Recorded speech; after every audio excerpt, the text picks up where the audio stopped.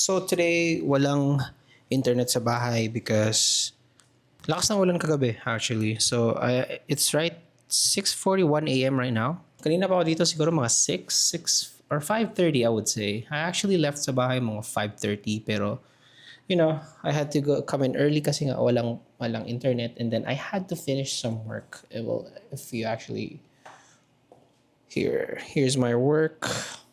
Walang tao dito sa hub. So it's just me. Really, really perfect time for me to actually start. And ayun, we're just trying to finish some work para later on. I'm just gonna go sa SM to buy some stuff, SD cards for our shoot again tomorrow. Hopefully we can actually bring in more people.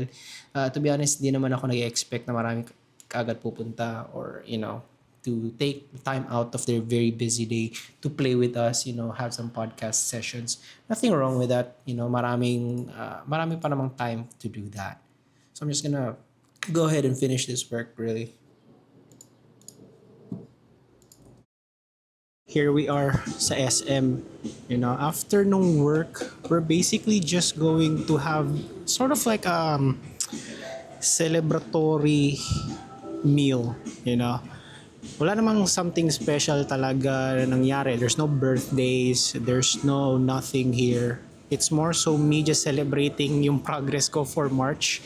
Because a lot of things happen for March, and I guess this is why I'm actually making this video talaga because I promised myself to really start creating content na talaga or more so bumalik sa content creation, Last year, at least Q4 ng 2024, I was just really creating content, especially sa gym videos, A lot of my progress there, pinost ko. It was also on TikTok, Got some traction there, but, biglang napagod kasi, or at least binigyan ko ng excuse sarili ko na to actually stop because kinagat, or di naman kinagat, nakalmot ako ng pusa. And then after that, parang nag-fall off na lang ako sa content creation. And I just don't want that to happen, anymore. Yung parang may goal ako pero inconsistent ako when it comes to the action towards reaching that goal.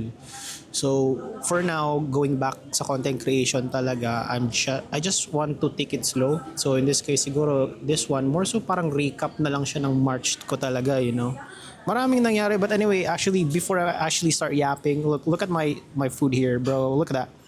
It's the Muhammad Ali ng Red Corner Burger Cafe here. It's pretty big, 790 pesos, 790, 690 pesos pala, sorry. And yeah, it's quite big, enormous meal. Brunch na to kasi it's like 10:40ish, quarter to 11 na. So might as well just do this one kasi mamaya sumbaganay daw, which is one of the things that I started doing in March. But anyway, you know what? Let's actually eat. I'll start yapping. Let's see. All right. I don't know if you can hear me. I'm starting to be more comfortable when it comes to this. Hopefully I push through with it talaga. So anyway, maraming nangyari sa March. More so, I started really putting myself in out of my, yung places out of my comfort zone, kumbaga. I decided to join one of my friend Libni's first public speaking workshop, back in first week ng March. This is pretty interesting, Kung sa Bisaya pa, medyo baga naman kung nawong, medyo makapal na yung mukha ko, pero gusto ko pa rin pakapalin ba? Kasi di naman ako ganun ka-fluent when it comes to public speaking talaga eh. There's so many things I want to say, pero di ko lang masabi na maayos just because I'm a bit shy. Medyo introverted, like, it's not really in my nature, or at least yung galawan ko dati, hindi naman talaga about being the loudest one in the room or, really just saying things. So now na medyo naging comfortable na ako with all the progress that's been happening, I decided to actually start public speaking, I'm not there yet, pero, it's a good start. I remember eating this. It was actually so big na I had to share this with one of my friends. Pero now, I'm gonna try eating this by myself. I did joined my first public speaking workshop, and then the week after that, we had a trading workshop, forex trading, all that stuff. May konting experience naman ako pagdating sa trading, stock trading, but never with forex talaga. I've heard about it, pero hindi ko talaga siya binigyan ng attention. So I learned a lot there. Marami rin akong na-meet na tao. A week after that na naman is that it was Discovery, which is a personal development workshop dito sa Davao. Meron din sa Manila, but they brought here sa Davao. Nag-staff ako doon sa Discovery Davao for 2 days, being the door monitor. Yun yung role ko, basically to just like guard the door, kumbaga. And there's so many realizations just being in the role. It feels stupid, or it feels kind of like parang ang liit lang ng door monitor na role, pero ang raming lessons pala nun that was attached to it, which I feel like I'm just going to share in another video kasi I don't want this to get too long, especially since it's just an update. So ayun, I staffed for Discovery Davao in 2 days, for 2 days, and then after that, a week after, wala nang nangyari. There's not I had a lot of lessons na rin naman being a staff, not a student ng Discovery. But after nun, wala nang ganap, especially mga workshops or anything like that. However, the biggest siguro na ganap na nangyari is that we actually filmed our very first episode for our Season 2 sa Press Play podcast. And then also in the same day, we shot like gaming videos for our new channel, which is more so all about board games, mga challenges. Although that was really the goal. And then I asked my friends or yung circle ko na kung gusto nyo, punta lang kayo. If you just want to support, tingnan nyo na lang yung production, all that stuff. And what ended up happening was that we originally only had like 5 people, I think, to start that day. Pero nangyari, we ended up having like at least 8 people. And then meron pang live audience na nangyari, which was insane.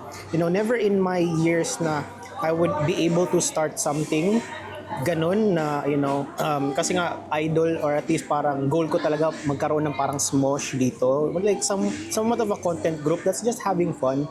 Just really creating a space for everybody, lalo na yung mga ka-age group ko, even younger, to have a place to just have fun after work or after study or something like that, And nangyari nga yun, Anyway, I'm gonna take my time eating this because it's so big. Parang hindi pa nga naubos eh. It's like I haven't even touched it. Anyway, mamaya na naman, I'm actually gonna go out. And then, punta sa place ng friend ko. It's actually one of the things that I always wanted to learn as well. Kind of like boxing, any contact sports.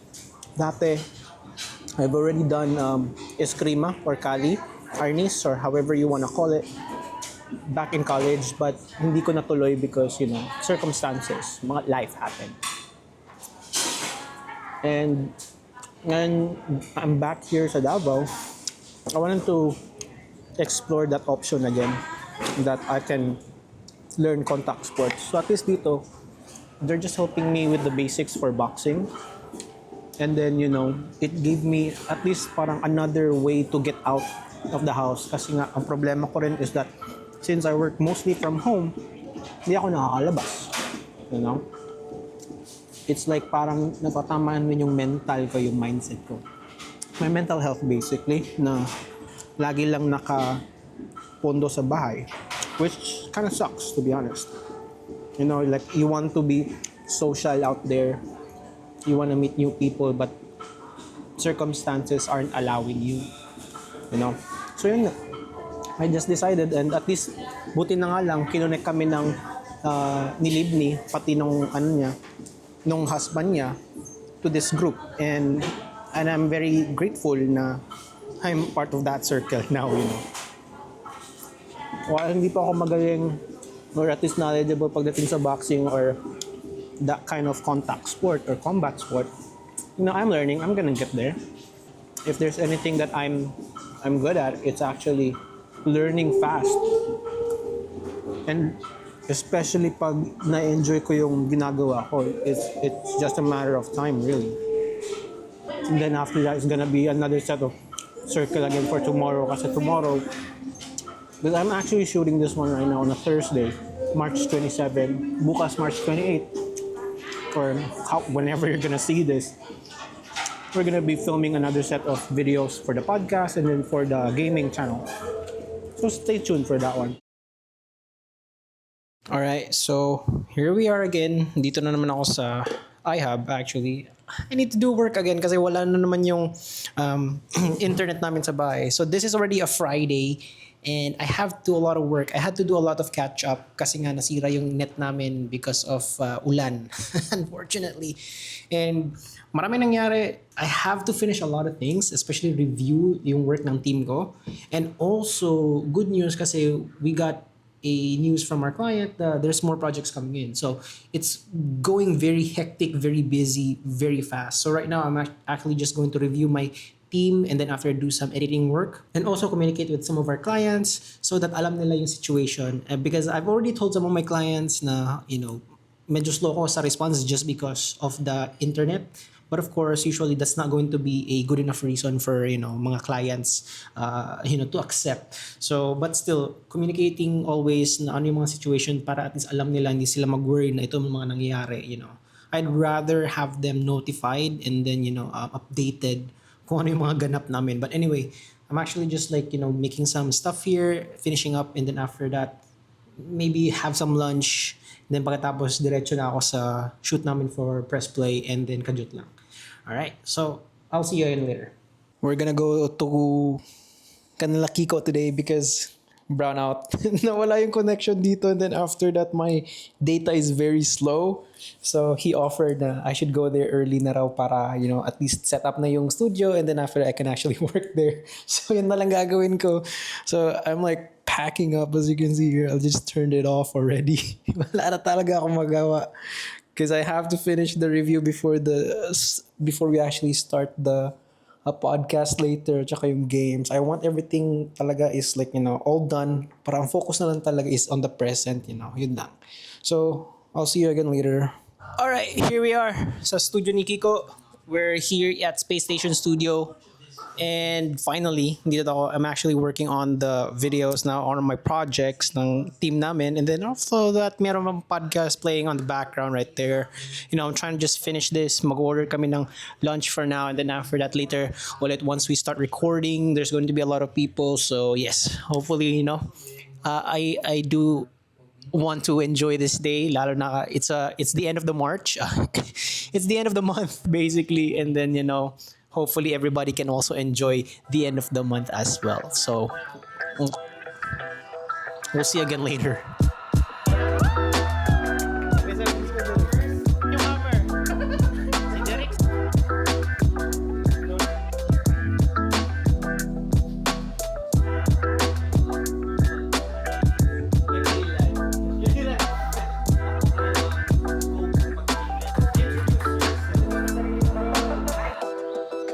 And finally, here we are at the end of March na papasok na ng April. I'm here again sa co-working space just trying to finish my work. Galing ako kanina Kiko kanina because I had to do some work there as well. Then after that, we were doing some file exchanges na rin, especially for the podcast and then the gaming channel, right? Ganun talaga. Unfortunately, the internet connection ganun pa rin. Wala kaming connection for the past 4 days already. So I've just been living off sa mga co-working spaces. But that's just how it is. We have to adjust. And for now, I think maraming lessons. I think I've enjoyed my March so far. Maraming mga ganap. Maraming mga unexpected things na rin. Especially with this connection issues. But I have to always just think about what next move I have to make. But anyway, like I said, ito yung mga gagawin ko ngayon actually here. So just doing some files, ino-organize ko lang maraming files from the kajut lang na gaming sessions and then after that yung sa podcast. So habang nangyayari yan, nag-order na tayo cropek na spicy. Pagkatapos meron pang tequila sunrise. Wala lang, trip-trip ko lang. And besides, it's already at this point, it's already 12 a.m. And I'm just trying to enjoy my work here. Kasi maraming overwhelming actually. Yun yung sabi ko kay Kiko kanina. It's a very overwhelming thing right now kasi marami naming projects. Pero it's a good problem to have rather than wala kaming projects, right? Mabuti na yung overwhelmed kami, medyo stressed just because we're actually building something rather than stressed and overwhelmed or maybe underwhelmed kasi wala kaming ginagawa, right? So, yun lang naman. I'm actually very excited pagdating sa April. Hopefully, itong ginagawa ko ngayon, maybe just like I'm going to start trying a weekly recap. Kasi right now, this is only for the entire March recap. So, I'll try, or at least promise ko sa sarili ko, I'll just do siguro a weekly recap and then some mga maliliit na content right there, para lang masanay ulit yung muscle ko to actually start creating content. This is, I guess, siguro more so parang journal ko na rin of my progress. I want to make sure na nare-record ko to so that I can actually look back and say, yeah, I've actually done that. Ito yung mga nangyari. I've come so far already. And I guess that's pretty much it. I'll see everybody in the next siguro na video, whatever or whenever that may be. Like I said, I'll try to do a weekly. So siguro by the weekend. I don't know. We'll see how it goes. Marami na akong vlogs before but I've never really thought of how to end it. But hey, there's always a beginning, there's always a start for everything. See ya!